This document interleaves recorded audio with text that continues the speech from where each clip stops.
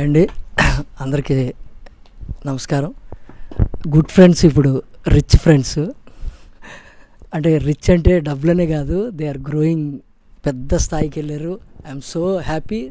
అంటే వాళ్ళతో ఈరోజు అంటే మొదట్లో ఉన్నాను కాబట్టి ఇప్పటికీ నాకు ఆ ఛాన్స్ ఉంది. I'm so glad. నిజంగా వాళ్ళ గ్రోత్ కానీ వాళ్ళు సపోర్ట్ చేసిన విధానం కానీ పోయిందా ఇప్పుడంతా చాలా సంతోషంగా ఉంది. అంటే దిస్ డిఫరెంట్ జర్నీ. ఫిలిం మేకింగ్లో నాకు కొంచెం ఫిలిం మేకర్ అవుదామని వచ్చాను కాబట్టి ఈ ఫిలిం మేకింగ్ అనేది నాకు తెలిసి ప్రపంచ చరిత్రలోనే ఎక్కడా జరిగి ఉండదు. అప్పటికే నేను కొంచెం పెద్ద పెద్ద రియాలిటీ షోలు అవి చేసి వచ్చాను.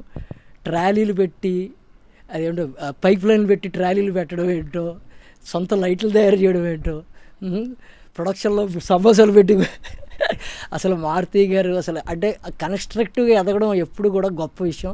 ఇంకోటి ఏంటంటే టెక్నీషియన్స్కి కానీ ఎవరికైనా చెప్పేది పిండికి తగ్గ రొట్టె ఉండడం మారుతి గారే తెలుసు. పెద్దదైతే ఎలా చేయాలి, చిన్నదైతే ఎలా చేయాలి అనుకున్నప్పుడు ఆ చిన్న సినిమాని ఎట్లా చేయాలని చాలామంది అంటే రియల్గా మిమ్మల్ని అప్రిషియేట్ చేయాలండి.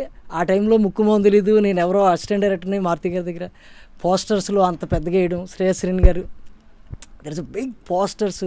అసలు ఎంత ధైర్యంగా వేస్తున్నారు సార్, అసలు మేము ఎవడో తెలియదు. ఏంటంటే దే బిలీవ్ కంటెంట్, అందులోంచి మీకు పేరు వస్తుంది, మిమ్మల్ని బట్టి ఏం చేయట్లేదులే అన్నారు. బట్ వండర్ఫుల్ అండి.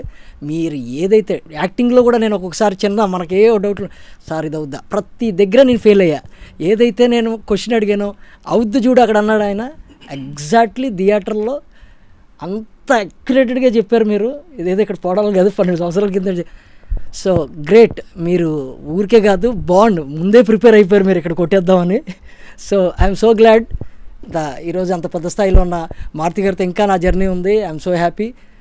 ఈ రోజుల్లో తర్వాత కూడా చాలా పరిపూర్ణత వచ్చింది, కానీ వెనక్కి తిరిగి చూస్తే అక్కడ చాలా జాయ్ ఉంది. అప్పుడు ఎగ్జైట్మెంట్తో ఇలాగే మాట్లాడాను, ఇప్పుడు ఎగ్జైట్మెంట్తో కూడా ఉన్నాం, రిలీజ్ కాబట్టి I'm so happy. Thank you very much. Please watch. ఖచ్చితంగా ఇది మీరు చూడాలి, ఎందుకంటే ఈ కంటెంట్ ఒకటే చిరస్నామం అంటారు కదా అట్లా. అంటే ఎందుకంటే ప్రేమ, చీటింగు ఇవన్నీ ఓల్డ్ ఫ్యాషన్ కాదు, అప్పుడులో బాగుండేదండి ఇప్పుడులో కొత్త అండి అని కదా. ఎక్కడైనా యూత్ కానీ ప్రేమ కానీ ఆ యొక్క స్టెబిలిటీ అలాగే ఉంటుంది. అది ముందే ఊహించేశారు మారుతి గారు. ఎన్ని సంవత్సరాలైనా ఈ రోజుల్లో రిలీజ్ చేయొచ్చు. Thank you sir. Thank you very much అండి.